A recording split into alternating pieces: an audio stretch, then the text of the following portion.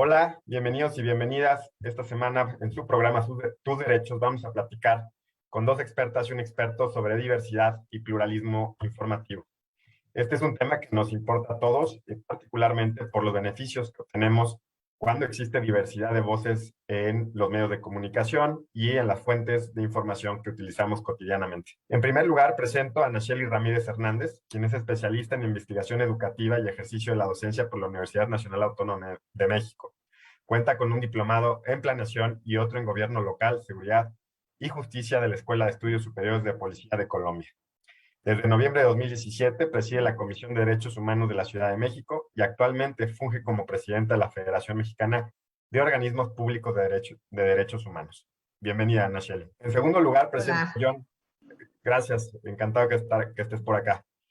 También presento a John Charney, profesor de Derecho Constitucional de la Universidad Pontificia Universidad Católica del Valparaíso, abogado de la Universidad de Chile, LLM por la London School of Economics y doctor en Derecho por King's College en Londres.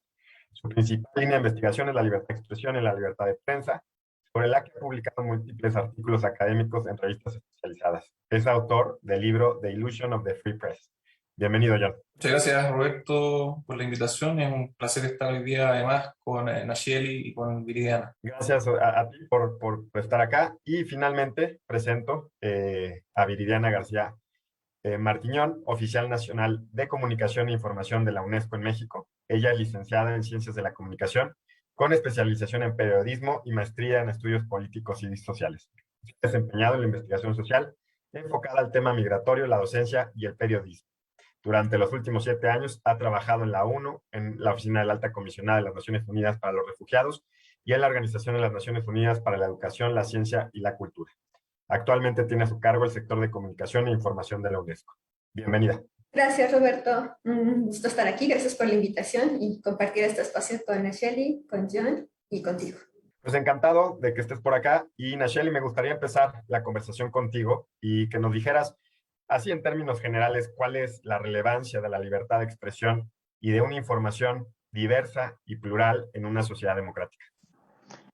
Muchísima relevancia. Está entendido que el derecho a la libertad de expresión es un derecho fundamental, como tú le dices, para la construcción y la existencia de la vida democrática, tan simple como para compartirles a quienes nos están viendo que básicamente es que podamos hablar sobre nosotros mismos, que podamos hablar sobre los asuntos, que podamos tener conversaciones sobre los asuntos de interés, tanto privados como público, y el espacio para poder, sobre todo, y aquí está el punto fundamental en términos de construcción democrática, de emitir opiniones y de conocer diferentes tipos de opiniones.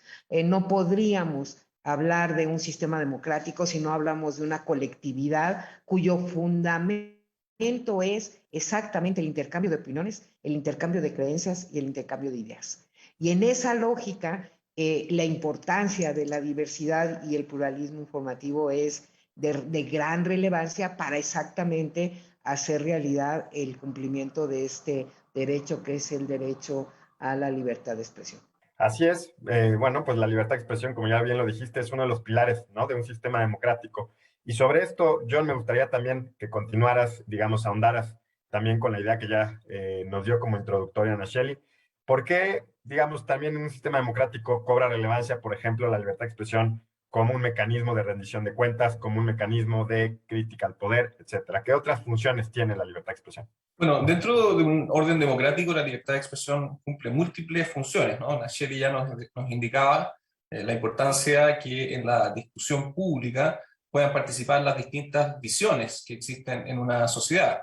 El proceso deliberativo y las decisiones colectivas necesariamente tienen que incorporar el conjunto de visiones existentes. Eso por una parte. Por otro lado, en términos de las decisiones correctas o las mejores decisiones que una comunidad política puede adoptar pasan necesariamente por el nivel de información con la que una ciudadanía cuenta. Por lo tanto, si es que podemos contar con toda la información disponible o con la máxima información disponible sobre los diversos temas que forman parte del debate público, por supuesto que las decisiones que podemos adoptar son mejores. También en términos de control del poder político. Cuando existe pluralismo informativo, cuando existen distintas fuentes del control de la información, el poder público está sujeto al control de la ciudadanía y eso obliga a los gobernantes a ajustar su comportamiento al interés general y no al interés particular.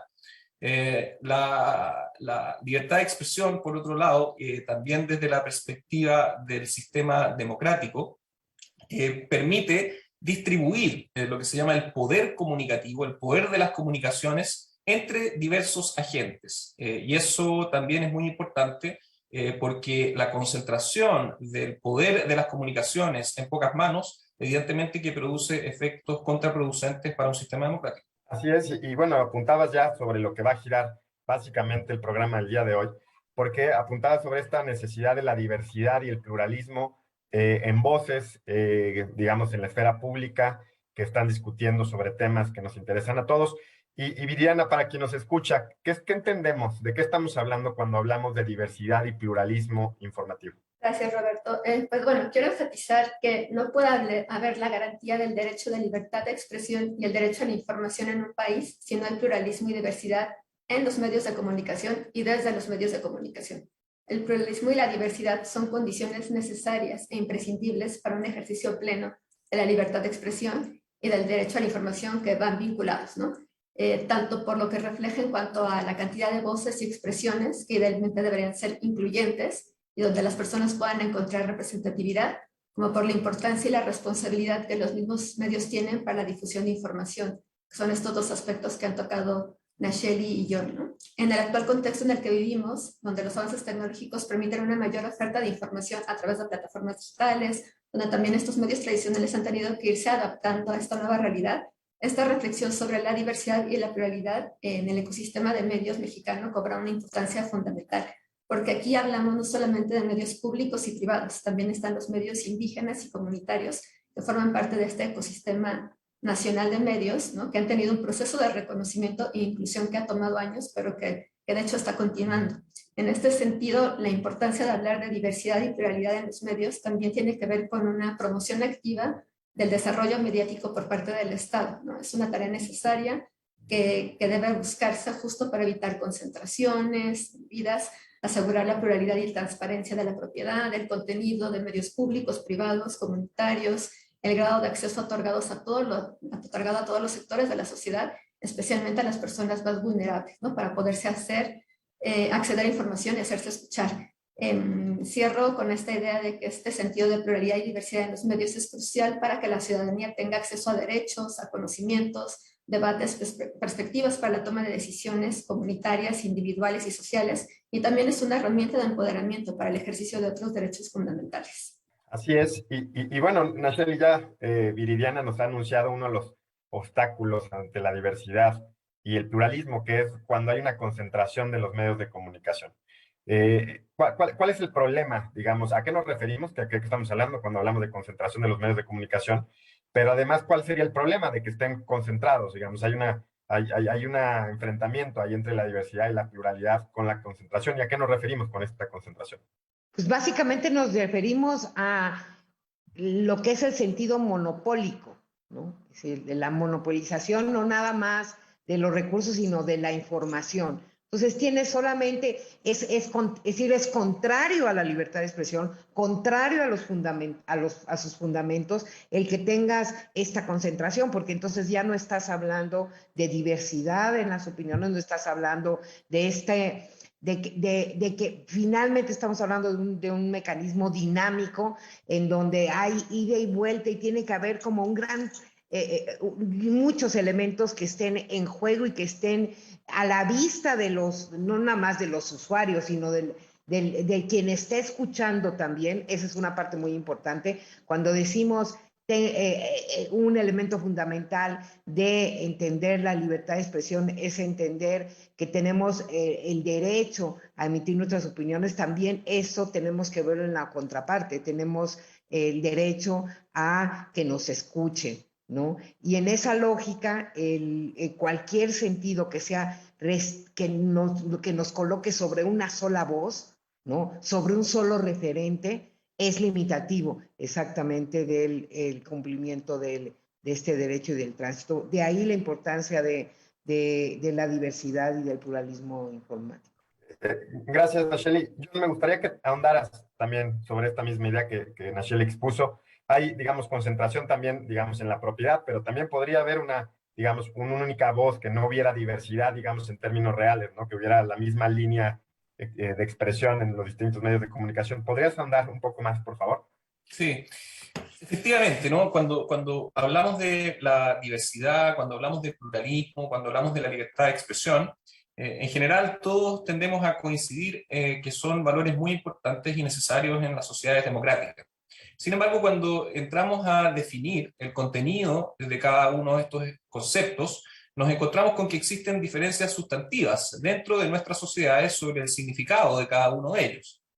Por supuesto que todos queremos que exista diversidad de expresión, pero vinculado con eso está la pregunta sobre cómo se logra, es decir, cuáles son los instrumentos necesarios para lograr esa diversidad en la estructura de los medios de comunicación social. Y ahí las respuestas son muy distintas respecto de distintas posiciones políticas, ¿no? Por ejemplo, hay quienes sostienen que la diversidad solo puede lograrse en la medida en que el Estado no interfiera o interfiera lo menos posible en la organización de los medios de comunicación social. Y eso pasa porque desde esa perspectiva se entiende que la libertad de expresión impone una limitación al Estado para definir el modo en que se produce la información en una sociedad democrática. Ahora bien, cuando ese es el criterio mediante el cual se logra o se pretende lograr la diversidad, es el mercado el que define cómo se regula la estructura de los medios de comunicación y los contenidos que se van produciendo. Pero lo que ha quedado demostrado es fundamentalmente de que el mercado muchas veces, en vez de producir diversidad en términos del contenido de la información, tiende a homogeneizarla, ¿no? Porque el mercado de los medios de comunicación busca fundamentalmente conseguir grandes audiencias, y en esa búsqueda de conseguir grandes audiencias muchas veces tiene que generar contenidos que sean atractivos para grandes grupos, y eso deja de lado muchas veces contenidos que son muy importantes para la deliberación y para la discusión pública. Y por lo tanto, y desde esa perspectiva, hay otros grupos que sostienen que la diversidad para que pueda ser alcanzada requiere de algún grado de intervención por parte del Estado.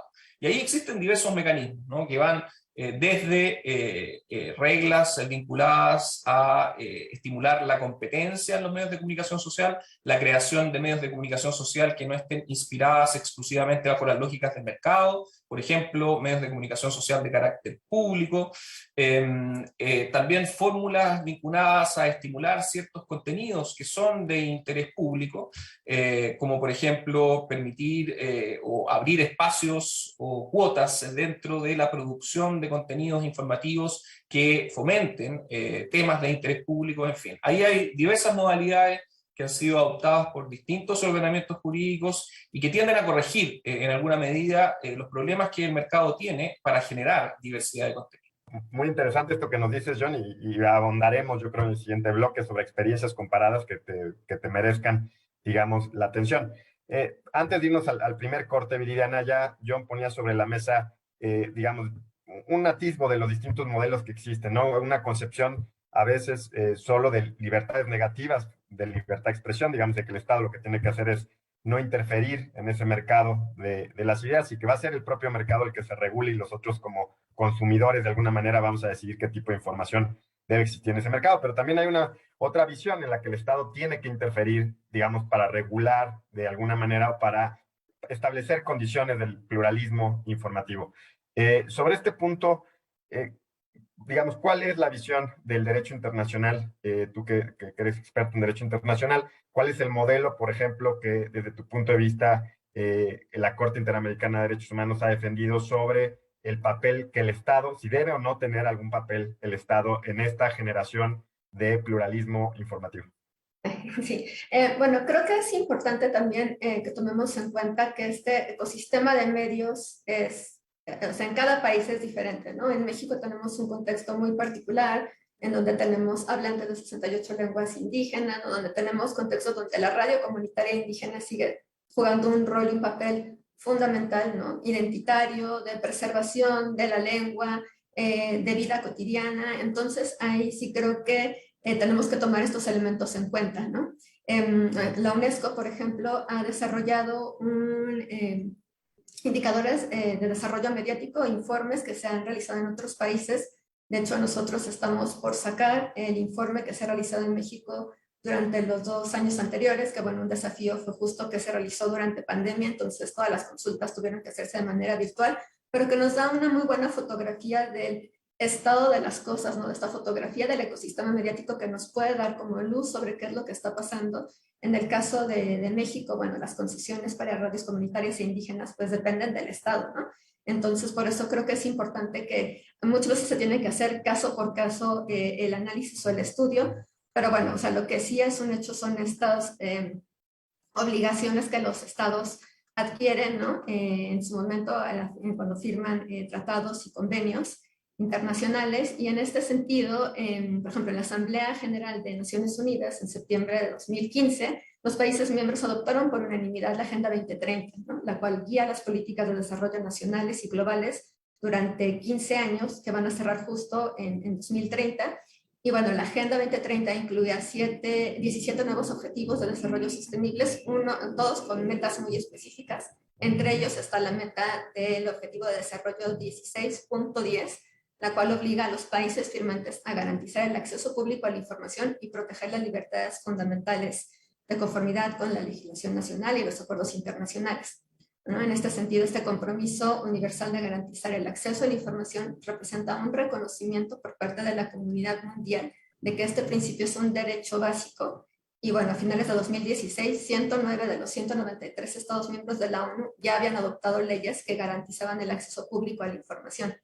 A nivel regional, América Latina ha estado en la vanguardia en el movimiento mundial hacia leyes y sistemas que garantizan el acceso a información, desde la aprobación de la primera ley que se llevó a cabo en Colombia en 1985, ¿no? de esta naturaleza. Y bueno, México, la ley de México es considerada como una ley modelo a nivel mundial. Sin embargo, como saben, pues todo siempre es perfectible, ¿no? Y tanto para el país como para la región, un reto fundamental sigue siendo cerrar la brecha digital, así como garantizar la protección de los periodistas contra amenazas y ataques. Y bueno, ¿no? Todas estas situaciones que puedan restringir la libertad de expresión y acceso cotidiano de los ciudadanos a información esencial para sus comunidades. Entonces, yo creo que bueno, para cerrar este bloque, creo que sería importante eso, ¿no? Tomar en cuenta que sí hay convenios y acuerdos a los que México se ha suscrito, que bueno, sigue siendo en la región uno de los países que ha ido avanzando, por ejemplo, la ley de acceso a la información, pero bueno, todavía queda mucho camino por seguir, y en los indicadores de desarrollo mediático que, por ejemplo, hemos estado desarrollando y que tienen una participación del gobierno mexicano, pues son pasos a seguir en este avance necesario. Pues muy bien, y creo que será muy interesante consultar este informe que nos mencionas. Más adelante, si nos puedes dar el dato, si ya está colgado digamos, en internet o en qué lugar lo podemos encontrar para su consulta. Es momento de hacer una primera pausa. Les recuerdo que estamos platicando sobre la importancia de la pluralidad y la diversidad informativa en los medios de comunicación, algo en lo que nos vemos beneficiados todos y todas los que recibimos información cotidiana para formar una opinión propia y tratar de encontrar la mejor respuesta a los problemas que colectivamente tenemos que tomar decisiones. Les recuerdo finalmente que nos pueden mandar sus comentarios a mi cuenta de Twitter rmiembro1 o a la cuenta de Twitter de Justicia TV. Ya volvemos.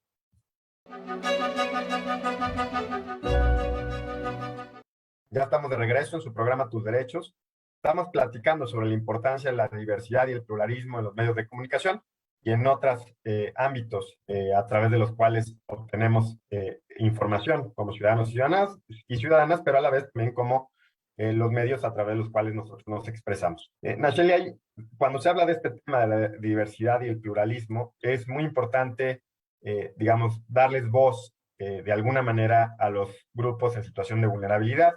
Ya Viridiana comentó también las radios comunitarias, la importancia de las radios comunitarias en México, particularmente porque el artículo 2 constitucional, pues hay una referencia expresa prevista para los pueblos y comunidades indígenas. Pero ayúdanos a entender por qué es importante que estos grupos, digamos, en situación de vulnerabilidad, tengan esos medios de expresión. Sí, fíjate que es bien importante lo que estás señalando, porque no estaríamos hablando de pluralismo informativo si no consideramos exactamente lo que estás planteando. Parte fundamental del pluralismo no nada más es, forma parte, es esencial esta cuestión que tiene que ver con que los medios sean accesibles, que sean cercanos, que pueda la gente acceder a ellos. Este proceso de accesibilidad es para todos, ¿no? Y por lo tanto requiere de estrategias que permiten llegar a todas y todas en la diversidad que igualmente se tiene como sociedad. Entonces, no podríamos en esencia hablar de pluralismo informativo si no hablamos de la incorporación de la voz y también de la escucha de grupos en situación de vulnerabilidad. Entonces tenemos como tú lo has dicho, una experiencia no nada más respaldada por el Estado, que eso es muy importante, a eso hace a nuestro país un país de avanzada en términos de este esfuerzo por tener este tipo de radios comunitarias, este tipo de radios que hace la gente, donde se involucran las personas desde sus comunidades, desde lugares en donde no hay, digamos, ningún otro medio público con el cual puedan hacer oír sus voces y opiniones, y creo que ese es un elemento que considero que nuestro país es de gran importancia. Pero también es cierto que hay una serie de elementos que tienen que ver con esta participación de las poblaciones en situación de alta discriminación y vulnerabilidad, que no nada más son la oferta de radios públicas, sino también el esfuerzo por regular, en el caso de México, el que cada vez, por ejemplo, haya más incorporación del lenguaje de señas mexicanas en los medios de comunicación, ¿no? Que tengamos, digamos, esta vertiente en donde lo que tú haces exactamente va a ser accesible la propia información a estos grupos de alta vulnerabilidad. Entonces creo que va por los dos lados, ¿no?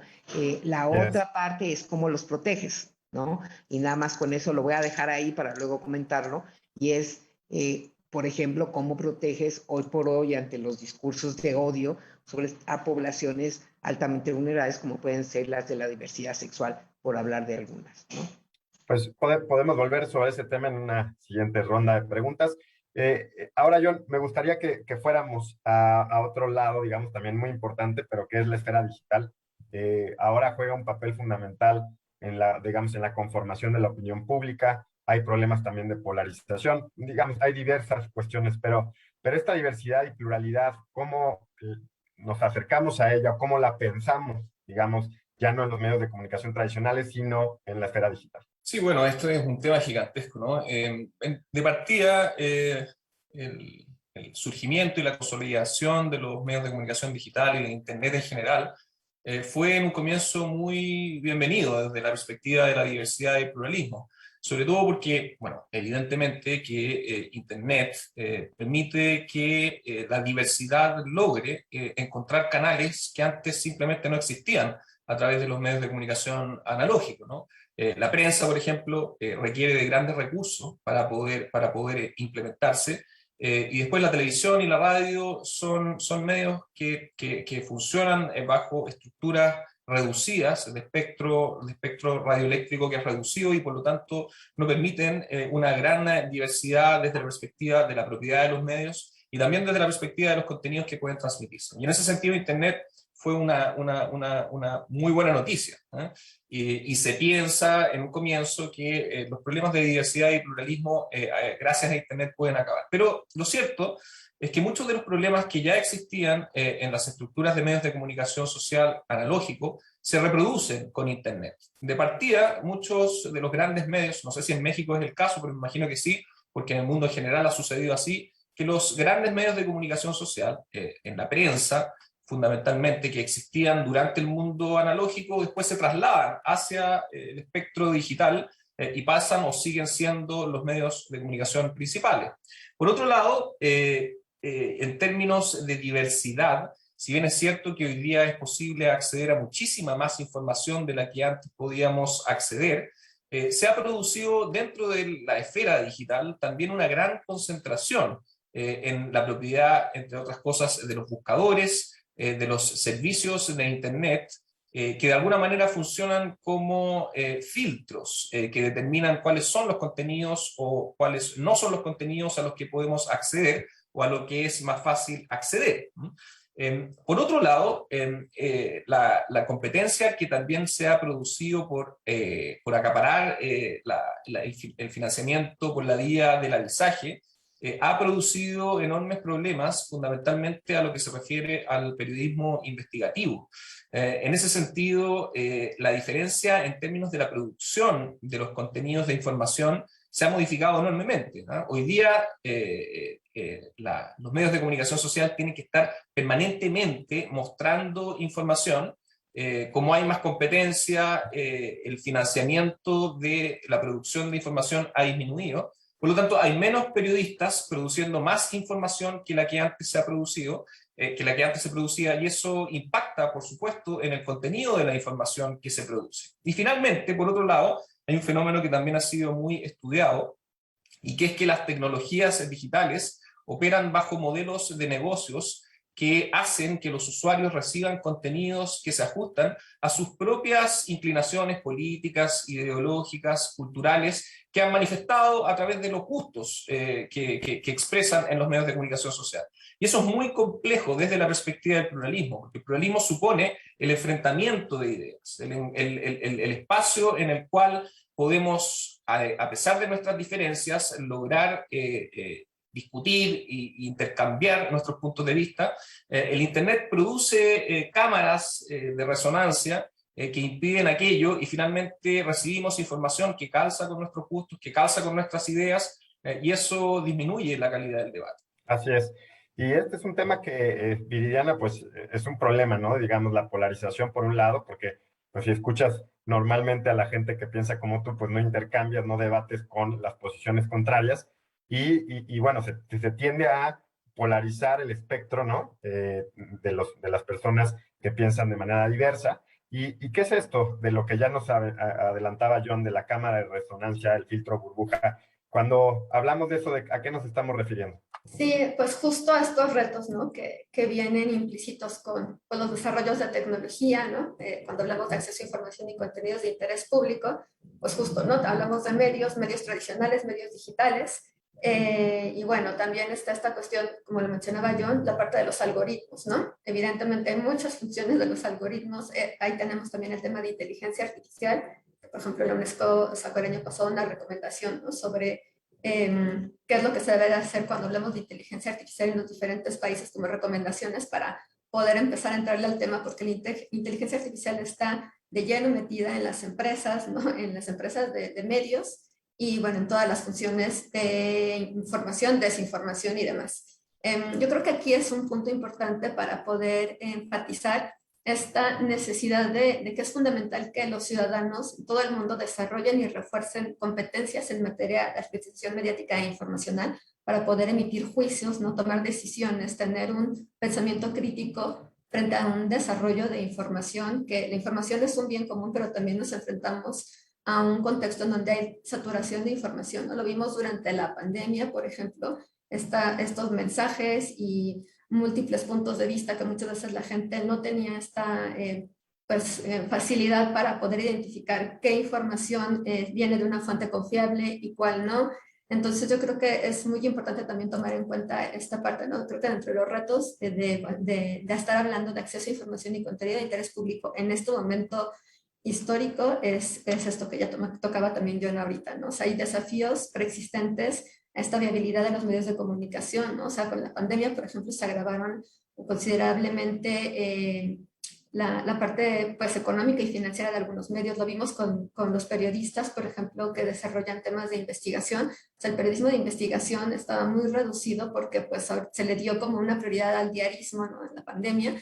Y aunque sí ha habido periodismo de investigación, la realidad es que, pues, que las condiciones de trabajo para el sector de los periodistas en México muchas veces no permite desarrollar, ¿no? Trabajos de largo aliento, aunque ellos quieran, ¿no? De hecho, muchas veces tienen que tener otro trabajo más allá del que tienen en el periodismo, porque si no, pues no salen las cuentas, ¿no? Entonces se requiere también hablar de esta independencia económica de los medios, porque cuando no hay una independencia económica, pues está el riesgo de que la independencia editorial se vea comprometida, ¿no? Están también las empresas de Internet, como las redes sociales, la mensajería y la búsqueda, y su papel en la distribución de estos flujos de contenidos que pueden transmitir desinformación o otros contenidos potencialmente dañinos o perjudiciales, en donde sí es necesario entrar en este debate de si debe de haber una regulación o si debe de haber como formas de poder, como decía John, o sea, el pluralismo y la diversidad implica pues debate, confrontación de ideas, pero también hay como ciertos límites, ¿no? que tienen que existir justo para no ir en detrimento del derecho de acceso a información fiable. Y bueno, perdón, y por último nada más también el diseño de respuestas de política informadas, ¿no? Que puedan pues regularizar hasta cierta forma contenidos y sobre todo también esta parte de alfabetización mediática e informacional para la ciudadanía. Entre estas limitantes, digamos, o límites a la libertad de expresión, se encuentra, Nacheli, y por lo que entiendo, por lo que mencionaste en tu último comentario, pues está el discurso de odio, ¿no? Y digamos, sabemos que hay distintos modelos, el norteamericano, el europeo, sobre este punto, y que, bueno, México en este punto, pues, ha optado, digamos, más, acercándose más al modelo europeo, pero digamos, tenías una preocupación que querías manifestar, además de, digamos, entiendo como presidenta de la comisión, pues tendrán alguna agenda sobre este punto. Así es una agenda además muchísimo muy importante. Los discursos de odio no se quedan nada más en el discurso. Provocan y estimulan de entrada una visión estereotipada de las personas, de los diferentes grupos, sobre todo los grupos de diversidad, pero también provocan violencias, ¿no? Y eso lo vemos aquí en la comisión muy frecuentemente. El estar y el no tener regulado y contenido los discursos de odios en los medios, en el afán de exactamente decir que hay libertad de expresión, lo que provoca en otros puede llegar no nada más digamos, a procesos de discriminación, sino implica en muchas poblaciones en nuestro país y en el mundo procesos que atacan su integridad, ¿no?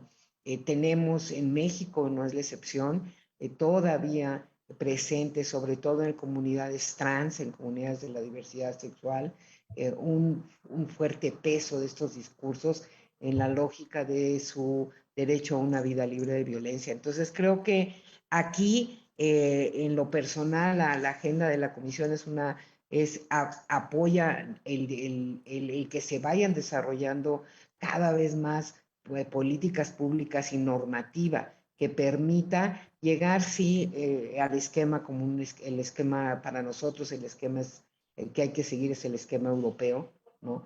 Porque pensamos que el esquema estadounidense deja demasiado abierto, no contiene, no juegas ningún tipo de arbitraje, ¿no? Y creo que aquí tienes que tener un árbitro ahí. Sobre todo por lo que John y la misma Viviana han estado estableciendo en las últimas dos participaciones. Estamos ahorita aquí hablando básicamente de medios tradicionales. Y estos medios tradicionales, lo hemos visto, están siendo desplazados por muchas razones del ámbito del quehacer del intercambio de información pública. Hoy estamos frente a estos otros nuevos retos que lo primero que nos colocan es yo no sé, yo llamaría ahí sí como a un entendimiento de la diversidad de información en lógicas exponenciales, ¿no?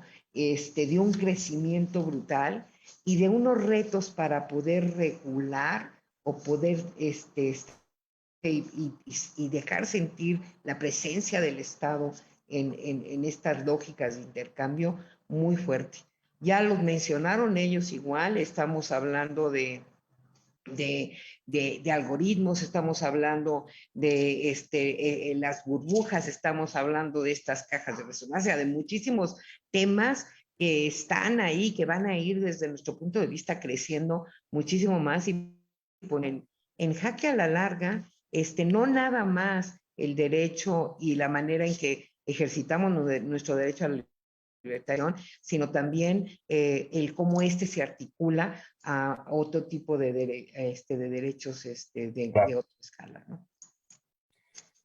John, antes de irnos a la segunda pausa, hay otra temática, otra preocupación. Tú ya mencionaste la importancia del acceso al Internet, de la universalización de su acceso y cómo en algún momento pues, se pensó como, o fue un mecanismo de democratización, digamos, de acceso a la libertad de expresión, porque no está basado bueno, la mayoría de las personas tenemos acceso al Internet, mucho más que cuando a los medios de comunicación tradicional, pero hay un tema que es importantísimo, que es la brecha digital.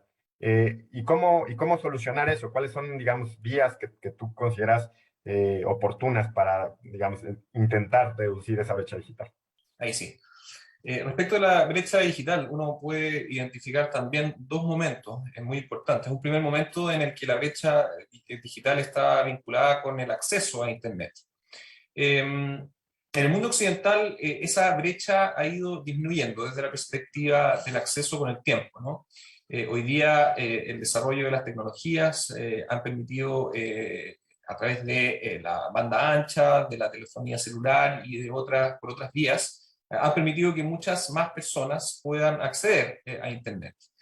Y si bien es cierto que aún sigue siendo un problema el acceso a Internet, han surgido otros problemas vinculados con la brecha digital, que no están solo vinculados, no solo tienen que ver con el acceso, sino que también tienen que ver con el consumo de la información. Y eso pasa por un problema que es mucho más de fondo y que tiene que ver con la educación, ¿no? Las élites que están muy bien informadas, que han sido educadas y que tienen acceso a las distintas posibilidades de consumo de la información disponible en Internet, pueden hacer un uso muy diligente de la información que existe, ¿no? Muchas veces, bueno, pagando por medios de comunicación que hoy día han cerrado lo que en algún momento fueron las puertas abiertas que tenían, pero también consumiendo información de distintos lugares del mundo, informándose por distintos canales. Es decir, el mundo digital, cuando puede ser bien utilizado, por supuesto que ofrece tremendas alternativas, pero en la medida en que eso sucede, también sucede lo contrario, ¿no? Quienes no cuentan con las herramientas suficientes como para poder acceder a esta información van quedando atrás, ¿eh?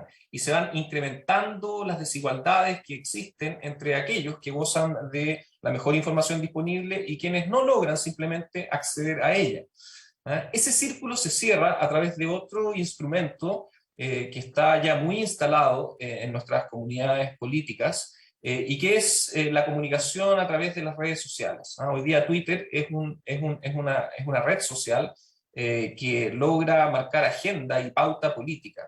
Y por lo tanto el círculo se cierra cuando redes sociales como Twitter están controladas precisamente por quienes tienen acceso a la mejor información disponible en la web, y quedan relegados a un segundo, a un tercer plano, todos aquellos que simplemente no cuentan con esas herramientas. Por lo tanto, acá hay un elemento que es muy difícil, que es muy complejo, y que está vinculado a la educación, y también a una educación en términos digitales, ¿no? ¿Cómo conseguir que las personas logren disponer de las herramientas suficientes para poder gozar de todas las ventajas que las tecnologías nos ofrecen? Es una pregunta que simplemente yo no puedo responder y que yo creo que requiere un esfuerzo gigantesco por parte del mundo político, del mundo académico y de las comunidades en su conjunto. Bueno, pues dejas apuntado un reto importantísimo para las personas, digamos, que nos interesan estos temas y desde diversos frentes, y que, bueno, habrá que abordar pues ya y en el futuro próximo, porque evidentemente, pues también con la pandemia esto de la brecha digital todavía se hizo más marcado, ¿no?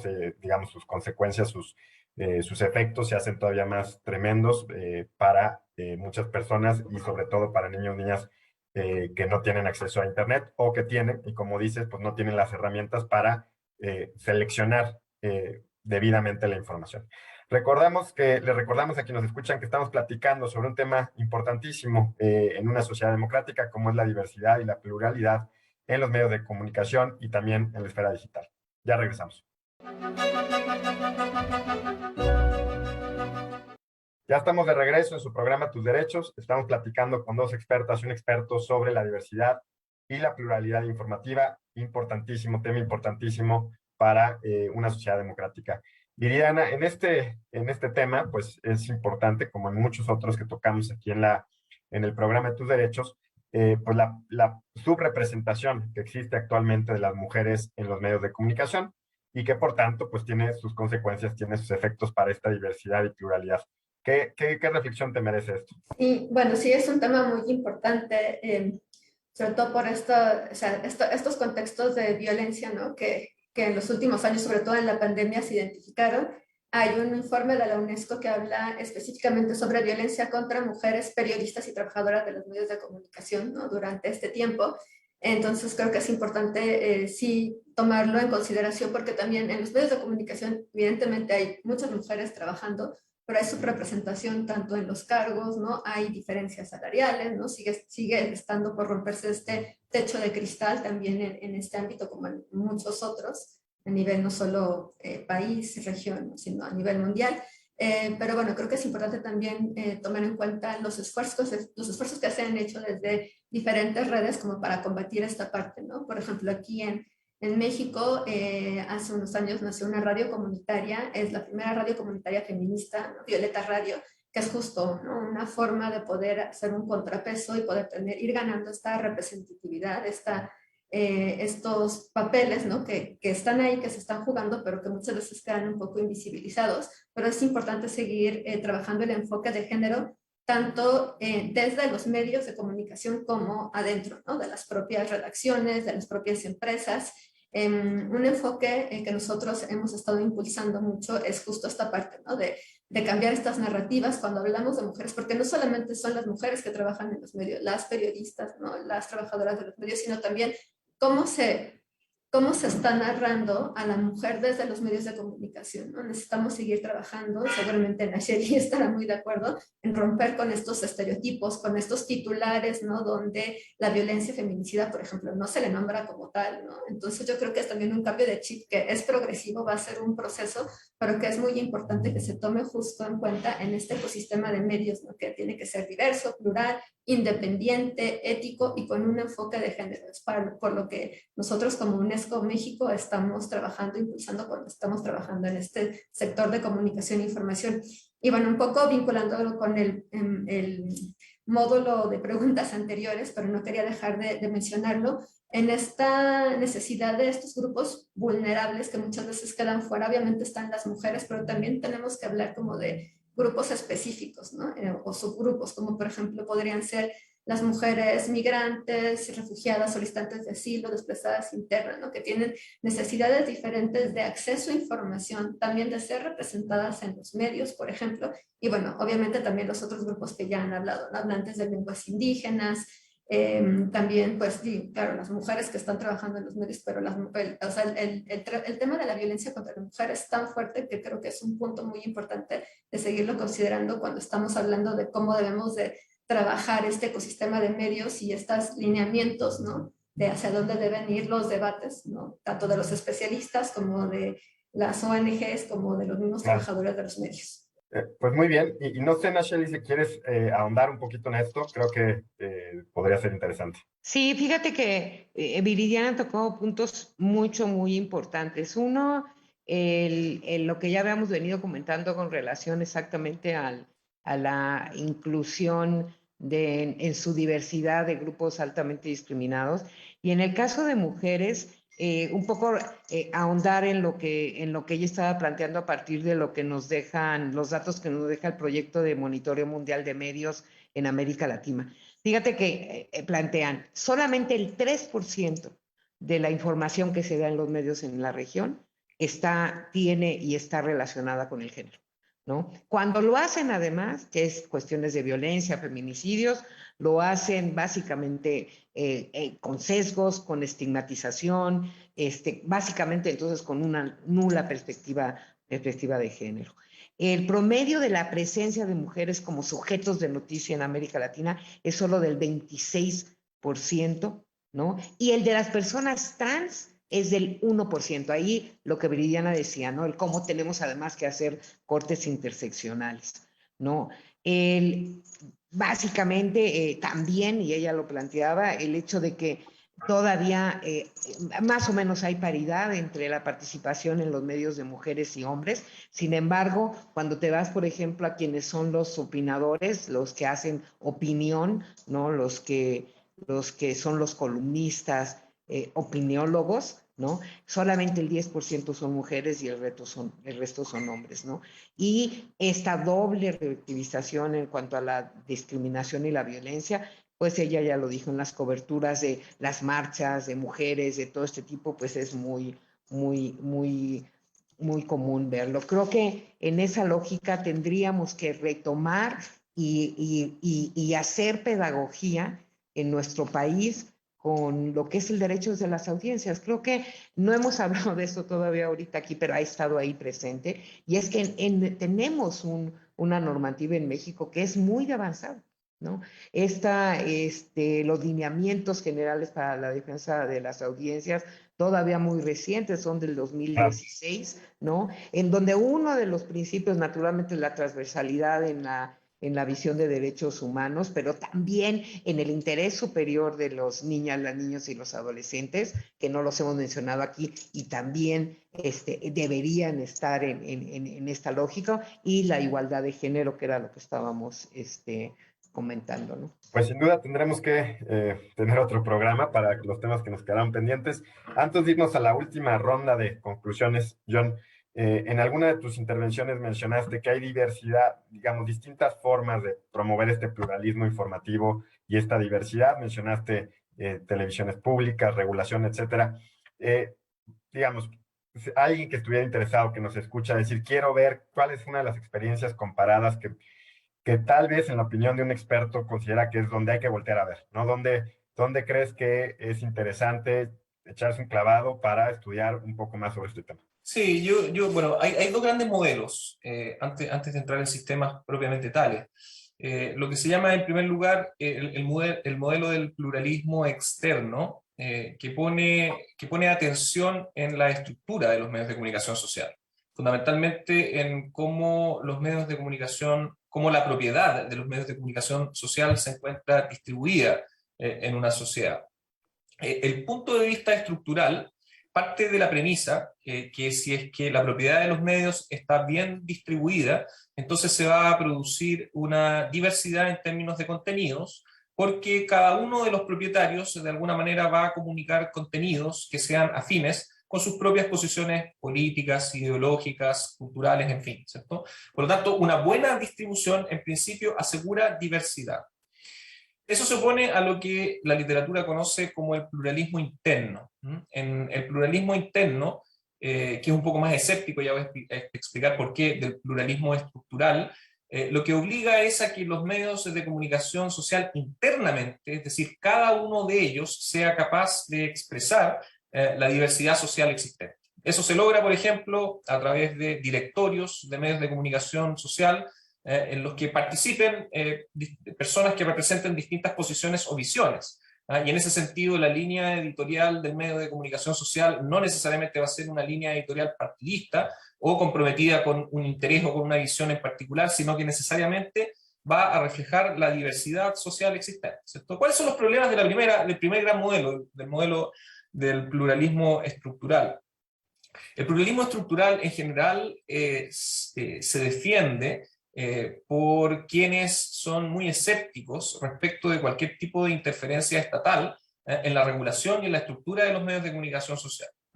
Se entiende que la libertad de expresión, y esto tiene toda una raíz histórica, surge como un derecho o como una lucha que se logró desarrollar en contra de un Estado censurador, un Estado que limita la discusión y el discurso, un Estado que impone una sola visión. Por lo tanto, el Estado, desde esa perspectiva, es siempre visto como una tremenda amenaza. Y en ese sentido, si es que el Estado entra a definir la composición, por ejemplo, de un directorio dentro de un medio de comunicación social, bueno, surge el riesgo de que el Estado vaya a imponer una visión. Ahora, esa visión, la que es escéptica respecto del rol que el Estado debe cumplir en la estructura de los medios de comunicación social, tiende a favorecer reglas del mercado. Es decir, el mercado, lo que en el mundo de la información es conocido como el mercado de las ideas. Así es. El mercado de las ideas va a lograr producir una estructura diversa y a través de esa estructura diversa entonces vamos a lograr diversidad de contenidos. El problema de eso es que, como ya explicaba en una ronda anterior, ¿no? Sí. El mercado muchas veces no logra producir la diversidad que se espera, porque el mercado tiene sus propias lógicas y tratándose de la producción de información, el mercado busca conseguir grandes audiencias. Por eso, y por otro lado, se hace necesario mayores niveles de interferencia y el pluralismo interno, escéptico de alguna manera del mercado, trata de introducir esos mecanismos, ya sea, como dije, a través de directorios de medios de comunicación social que sean más diversos, incorporando dentro de los sistemas de comunicación social, por ejemplo, cuotas. En Chile existe para las radios, por ejemplo, la obligación de transmitir un 20% de contenidos musicales que sean chilenos. Pero también los canales de televisión, por ejemplo, tienen la obligación de transmitir campañas de utilidad pública. Esas son cuestiones que vinculan o que tienen relación con los contenidos y que son un poco más intrusivas, pero que de alguna manera logran crear mejores condiciones para la diversidad. No voy a entrar en modelos específicos, creo que no tenemos el tiempo suficiente. Quería solamente mostrar un grande modelo. Tenemos el tiempo encima y te agradezco realmente la explicación muy clara, pero bueno, nos tenemos que ir a conclusiones. Les pido brevemente, tenemos unos pocos minutos, en un minutito cada quien su última intervención. Viridiana, empezamos contigo. Gracias. Sí, bueno, sin duda es un tema complejo que yo creo que requiere como muchas horas de poder platicarlo, pero yo creo que la idea principal es que justo, ¿no? En la libertad de expresión, el acceso a información, esta pluralidad y diversidad de los medios, es importante seguirlo trabajando, ¿no? Es la entrada a tener otro tipo de derechos, ¿no? A ejercerlos, a empoderarse. Y creo que también aquí tenemos que hablar de responsabilidad, también responsabilidad tanto de los medios, de dueños de los medios, de la misma ciudadanía, para justo, ¿no? Poder tener esta alfabetización mediática e informacional, que es un término muy nuevo. En la UNESCO lo estamos impulsando como parte de nuestro mandato, pero entendemos que va a ser un proceso. Pero sí es muy importante, justo, ¿no? Cuando hablemos de diversidad y pluralidad, no dejar a nadie atrás, ¿no? Que es lo que busca la Agenda 2030, y que en no dejar a nadie atrás tengamos este gran panorama de diferentes voces que es necesario tomar en cuenta. Este año, por ejemplo, arranca el Decenio de las Lenguas Indígenas, donde hay programas específicamente enfocados a lenguas indígenas, su preservación, su fortalecimiento y el acceso al ciberespacio, que es muy importante, y como decíamos, ¿no? Otros grupos importantes vulnerables que hay que tomar en cuenta: niños, niñas, adolescentes, migrantes, personas desplazadas, refugiadas, a las mujeres, hablantes de lenguas indígenas. Y en este sentido creo que sí hay compromiso de las autoridades. Por ejemplo, el INAI ya ha empezado a hacer algunas mesas de trabajo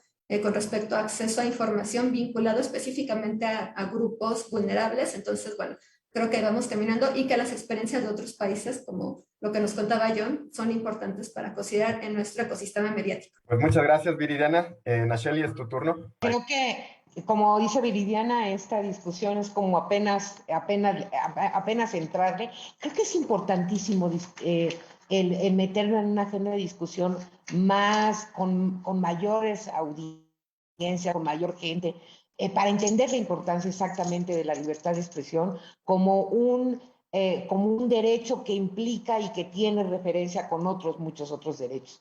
Creo, además, que estamos, como lo dije hace rato, y lo han mencionado tanto Viridiana como que estamos ante apenas la entrada de una diversidad y pluralismo y un incremento, un aumento, una modificación completa a los medios de comunicación, a la manera en que accedemos a la información, la entrada de estas nuevas fórmulas a través de las redes sociales, el dinamismo de estos mecanismos como TikTok, los youtubers, etcétera, y los influencers, nos ponen verdaderamente en retos mayúsculos y por lo tanto tenemos que entrarle a esa discusión, tenemos que verlo desde un enfoque de derechos, porque junto con eso vienen muchísimas más cosas que pueden poner en jaque las democracias para empezar como con lo que empezamos, ¿no? Creo que no nada más es un aspecto de capacitación y educación, es un aspecto relacional. Todo lo que hemos venido hablando ahorita no es nada más, tiene que ver con datos, no tiene que ver con nuestra parte intelectual, ¿no? Tiene que ver con nuestra parte relacional, ¿no? Y Muy bien. entonces, en ese sentido, creo que el reto es mayúsculo. Y finalmente, el decir además que en nuestro país toda esta discusión también está inmersa y está algo que no tocamos más que así como de pasadita, pero que creo que es importante mencionarlo al final, y tenemos un entorno hoy de riesgo para el ejercicio del periodismo mexicano, ¿no? Tenemos desde el 2000 a la fecha 151 periodistas asesinados. Todavía el día de ayer tuvimos a un periodista michoacano igual asesinado. Creo que eso tiene también que estar en esta discusión porque tiene un Así impacto es. sobre este derecho, ¿no? Y pues, invita Gracias. una vez. Gracias, Nacheli. John, te pido brevísimamente, nos queda un minuto. Gracias. Bueno, estamos en un escenario en el que los medios de comunicación social son cada vez más complejos y diversos. Hoy día conviven estructuras de medios de comunicación social analógicas con tecnologías digitales, y los esfuerzos que puede hacer un solo Estado por lograr mayores niveles de diversidad y pluralismo no pueden reducirse simplemente al ámbito de la acción estatal, sino que acá hay un elemento internacional que es fundamental, ¿no? Las tecnologías digitales se han extendido, ¿no? Hoy día quienes controlan los medios de comunicación social y las plataformas a través de las cuales los medios de comunicación social funcionan no están localizadas en un solo estado, sino que operan de manera global. Por lo tanto, los desafíos son gigantescos. Y en este sentido, quiero agradecer a Roberto, por supuesto, y al programa por esta invitación, porque creo que encontrarnos, ¿no? con nuestros hermanos mexicanos, y también abrir las redes de contacto y de comunicación es fundamental precisamente para poder pensar, recién pensar los desafíos que se vienen. Así que muchas gracias, fue un gusto poder haber participado de esta discusión. Pues gracias a ustedes tres, ha sido un programa muy rico en contenido. Yo en lo personal he podido aprender mucho del tema. Y bueno, recordarles a quienes nos escuchan que este programa se hace en colaboración entre la Oficina de la Alta Comisionada de las Naciones Unidas para los Derechos Humanos y la Suprema Corte de Justicia de la Nación. Hasta la próxima.